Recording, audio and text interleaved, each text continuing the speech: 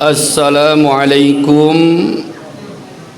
warahmatullahi wabarakatuh.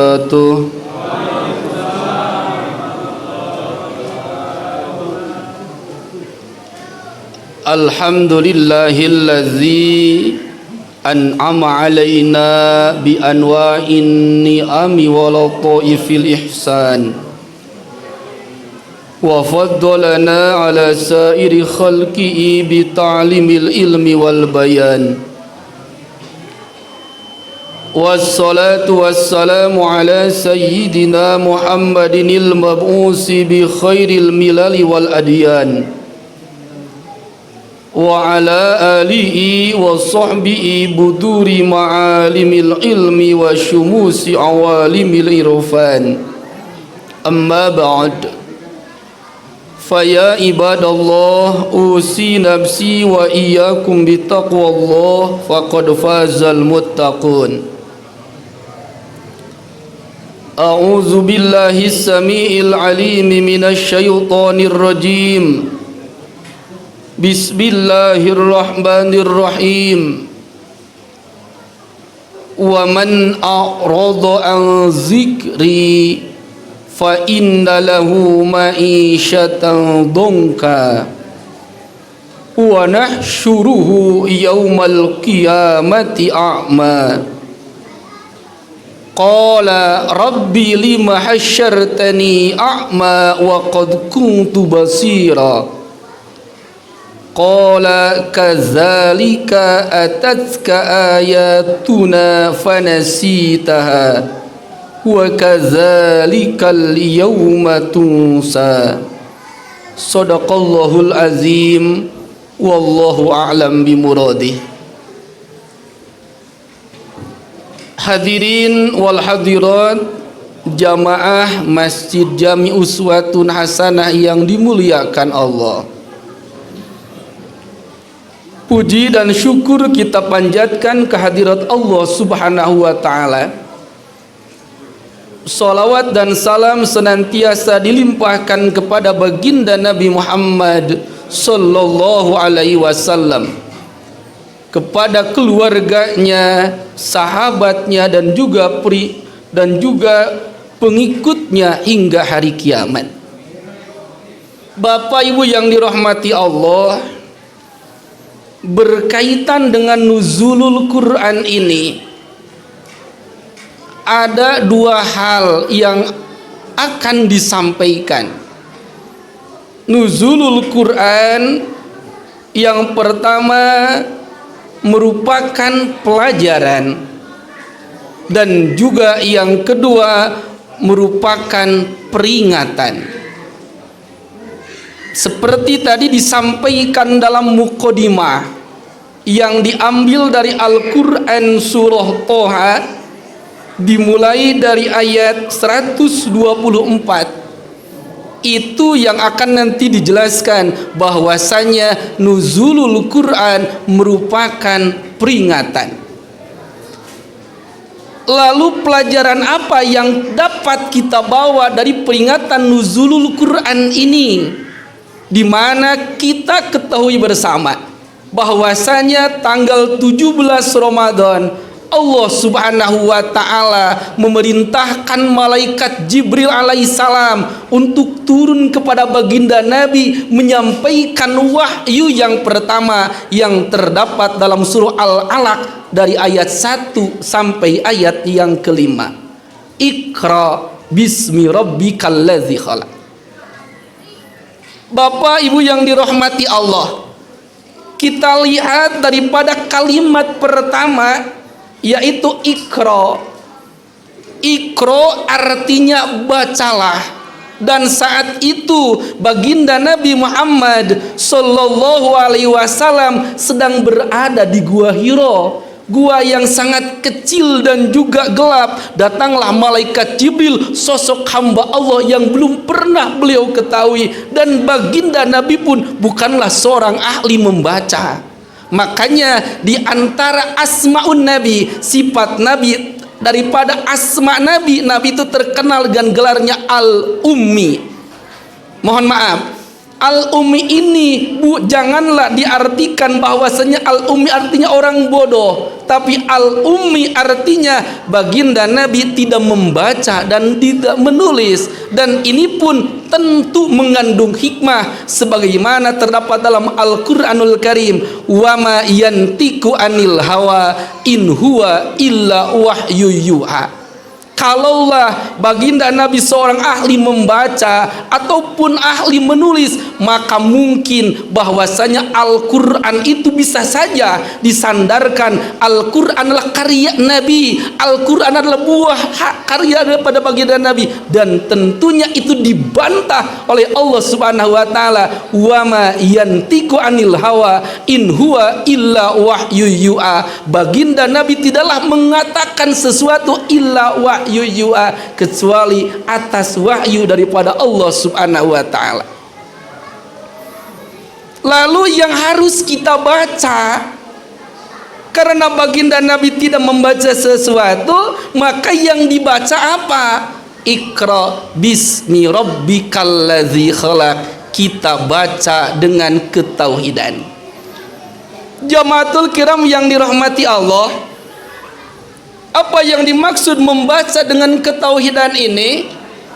Yang senantiasa harus kita baca dan menjadi pelajaran, wabil khusus dalam peringatan nuzulul Quran ini, dan tentunya dalam setiap kegiatan, setiap aspek kehidupan, bahwasanya kita jangan lupa tiga hal. Yang pertama adalah tempat, yang kedua adalah situasi, dan yang ketiga adalah waktu. Makanya oleh para ulama ahli tauhid, la ilaha illallah, la maujuda illallah. Di sini, begini, saat ini kita semua adalah atas takdir Allah Subhanahu wa taala. Di sini tempat yang harus kita baca. Dimanapun kita berada, di masjid, di rumah, di kendaraan, itu adalah tempat yang saat itu kita tempati. Di sini begini situasinya, dan juga tidak akan lupa daripada waktu. Kalau kita berbicara masalah waktu, ini kalau dalam pandangan ilmu tauhid, waktu itu cuma ada satu. Kalau kebanyakan orang berbicara, termasuk kita semua, berbicara waktu, ada yang kemarin, ada sekarang, ada esok. Kalau dalam ilmu nahu ada zaman madi, ada zaman hal, ada zaman istiqbal. Zaman madi waktu yang sudah terlewati. Zaman hal waktu yang sedang kita laksanakan, yang sedang kita rasakan, dan istiqbal waktu yang akan kita hadapi. Kemarin sudah terlewat, esok belum tentu, karena tidak ada jaminan usia kita bisa melewati nanti jam 9, melewati, makanya esok tidak ada. Makanya dalam pandangan ilmu tauhid, masalah waktu cuma ada satu. Yang kemarin sudah jelas catatan amal, kita berbuat baik, catatan malaikat pasti baik. Kita berbuat tidak baik, malaikat raqib yang akan mencatatnya. Esok tidak akan mungkin berjumpa, karena kita tidak tahu apakah masih ada jatah usia ataupun tidak. Tapi yang harus menjadi pelajaran adalah waktu sekarang yang sedang kita hadapi, yang sedang kita rasakan, dan harus yakini bersama, di sini begini saat ini kita adalah atas takdir Allah Subhanahu wa taala.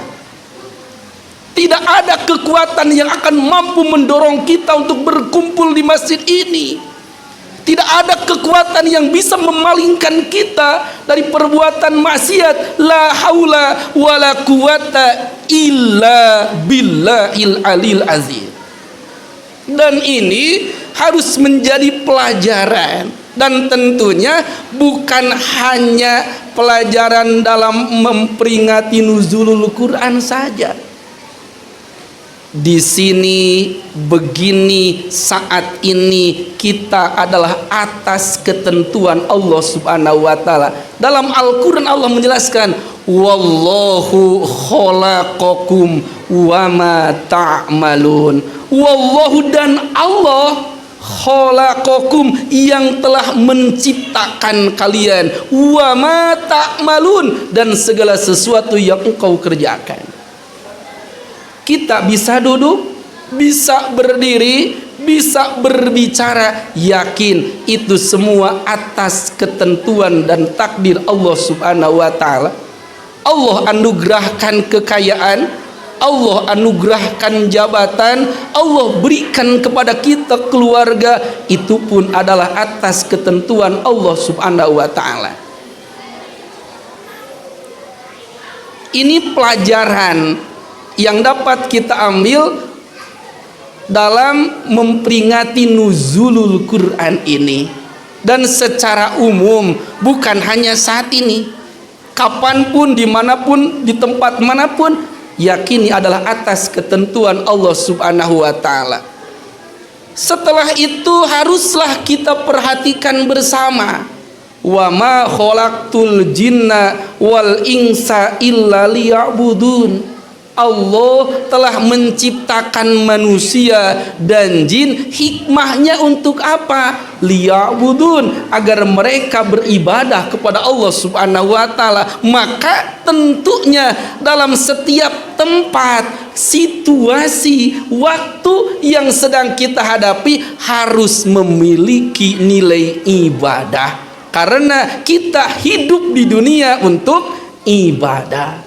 Jangan sampai ada aktivitas, jangan sampai ada perbuatan kita yang tidak mengandung ibadah, karena semua nanti akan dimintakan pertanggungjawabannya.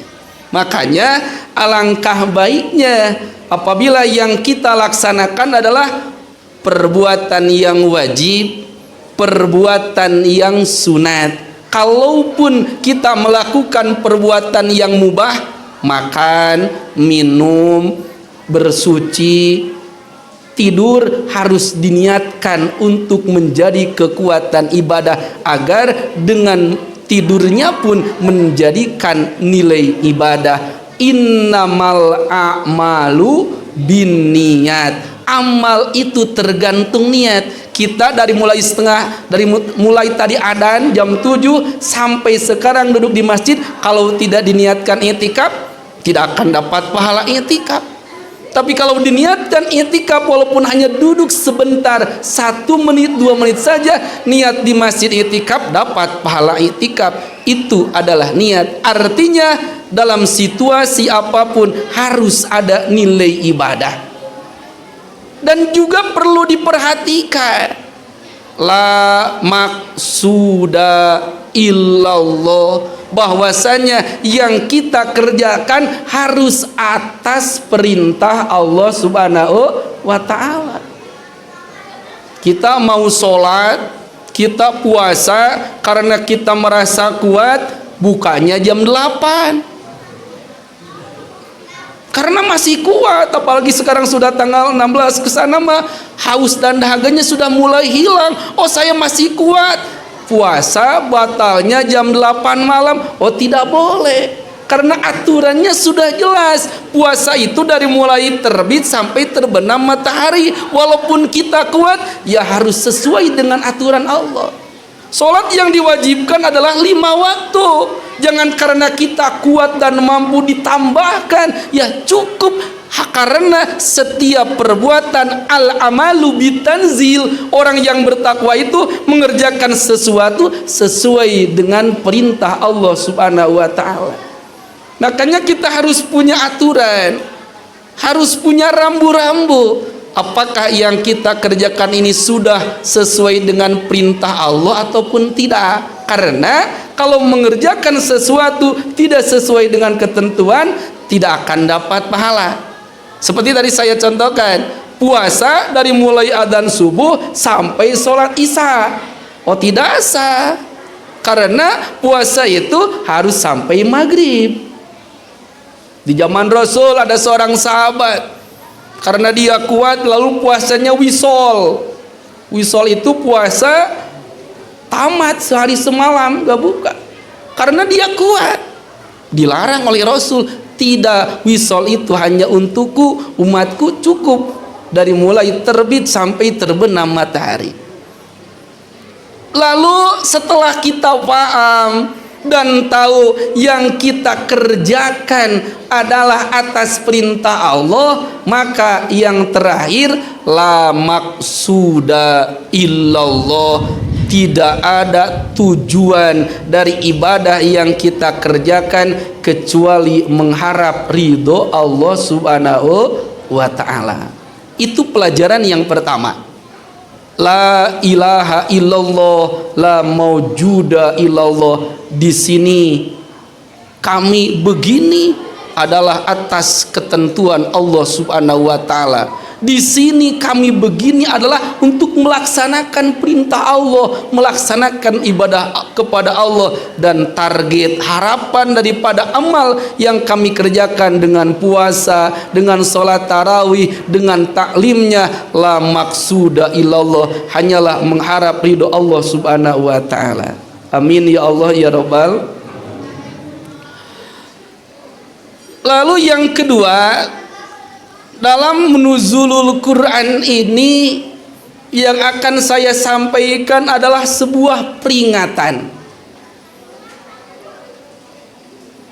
Kalau berbicara tentang fadilah Al-Quran, keutamaan Al-Quran, yakin semua orang pun sudah paham.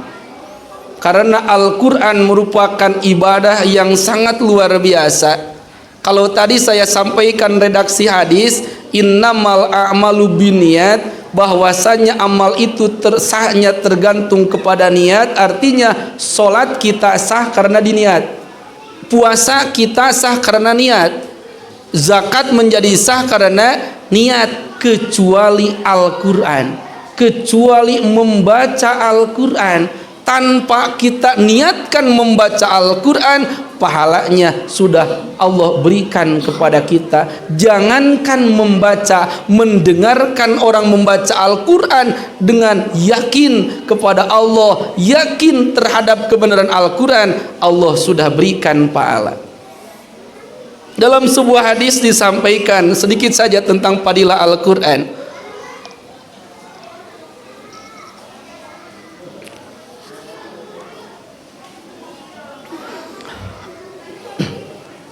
Man qara'a harfan min kitabillah, barang siapa membaca satu haraf daripada kitab Allah Al-Quran, kutibat lahu hasanatun, maka dituliskan baginya satu kebaikan. Wal hasanatu bi asyri amsalia, satu kebaikan tersebut Allah balas menjadi 10 kebaikan. La aqulu alif lam mim harfun, saya tidak berkata alif lam itu satu haraf, walakin alifun harfun, walamun harfun, wa mimun harfun. Alif lam mim itu hurufnya ada 3, alif satu haraf, lam satu haraf, mim pun satu haraf. Kita membaca alif lam mim saja 3 haraf berarti 30 kebaikan, apalagi kita baca surat-surat yang panjang. Itu janji Rasul. Jamatul kiram yang dirahmati Allah, dalam Al-Quran surah Toha, seperti tadi saya sampaikan dalam muqaddimah, ini yang akan menjadi peringatan bagi kita. A'udzubillahis samiil alimi minasyaitonir rajim. Bismillahirrahmanirrahim. Wa man a'rado an zikri fa inna lahu ma'isyatan donka wa nahsyuruhu yaumal qiyamati a'ma. Mangga kalau yang membawa handphone barangkali mau dilihat terjemahnya, takut saya salah, mohon untuk langsung diluruskan. Wa man a'rada, barang siapa berpaling, an zikri, dari peringatanku. Dalam tafsir As-Sawi dijelaskan yang dimaksud dengan kalimat zikri, berpaling daripada peringatanku, ay Al-Quran. Artinya barang siapa dia berpaling dari Al-Quran, walam yu'min bih, bahkan dia tidak iman, tidak percaya terhadap kandungan yang terdapat dalam Al-Quran, maka Allah memberikan peringatan. Yang pertama, fa inna lahu ma'isyatan dongka, Allah akan berikan kepada orang tersebut ma'isyatan, kehidupan donkan yang sempit. Wa nahsyuruhu yaumal qiyamati a'ma, dan kami akan kumpulkan orang tersebut a'ma, dalam keadaan buta. Man di sini adalah isi mausul, artinya berlaku untuk siapa saja, mau laki-laki ataupun perempuan, tua ataupun muda, siapa saja dari kita umat Nabi yang berpaling dari Al-Quran, jauh dari Al-Quran, tidak mengamalkan Al-Quran, maka peringatan yang Allah berikan, fa innala ma'isyatan dongka, Allah akan berikan kehidupan yang sempit. Jamaatul kiram yang dirahmati Allah, apabila kita lihat dalam firman Allah surah Al-Hasyr, lau anzalna hadzal qur'ana ala jabalin la ra'aitahu khashi'an mutasaddian min khasyiatillah wa tilkal amsalu nadribu lin-nasi la'allahum yatafakkarun. Lau anzalna hadzal Qur'an, seandainya kami turunkan Al-Qur'an ini ala jabalin, kepada gunung, la ra'aitahu khasyian, niscaya engkau akan mendapati gunung tersebut khasyian usul, mutasaddian aitasyaqqaq, pecah belah, min khasyiatillah, karena takut kepada Allah. Dalam ayat ini Allah umpamakan, Allah tamyiz, Allah bedakan manusia dengan gunung.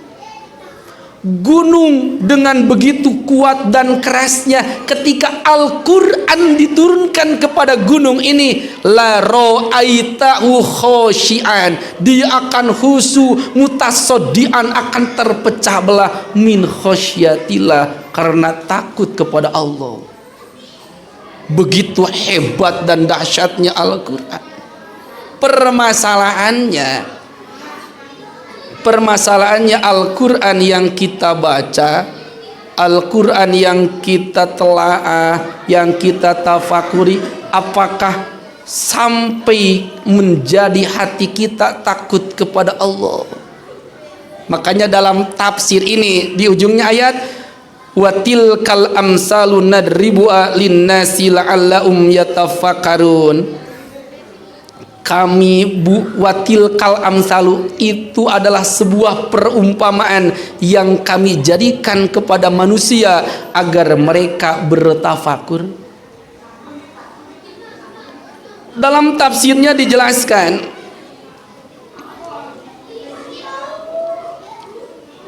pakaifa yakunu halul insan ad-dhaif al-makhluk mimma in watinin laula goblatul qulubi wa qaswatuha wa qillatu marifatiha bi uzmatillahi wa izzati wa jalali. Kenapa sangatlah jauh berbeda Al-Quran diturunkan kepada gunung dengan begitu hebat kuatnya, tetapi menjadi hancur. Tetapi Al-Quran ada di hadapan kita, Al-Quran tiap hari kita dengarkan bacaannya, tidak menjadikan hati kita lembut. Maka disampaikan para ulama, ini terjadi laula ghaflatul qulub wa qaswatuha, itu dikarenakan hati kita yang lalai, dikarenakan hati kita yang keras, dan sedikit pengetahuan kita terhadap keagungan dan kemahabesaran Allah Subhanahu wa ta'ala. Padahal apabila kita pandai dan tahu juga makrifat kepada Allah, berarti kita akan bisa lebih seperti gunung memaknai Al-Quran tatkala kita baca Al-Quran, menjadikan i'tibar. Sesuai firman Allah dalam Al-Quran surah Al-Baqarah, Syahru Ramadan alladzi unzila fi'il Qur'an hudal linnasi wa bayyinatim minal huda wal furqan. Bulan Ramadan itu adalah bulan diturunkannya Al-Quran, hudal linnas, kelak akan menjadi petunjuk bagi manusia, wa bayyinati minal huda wal furqan, dan juga akan menjadikan penjelasan mana yang baik dan yang tidak baik.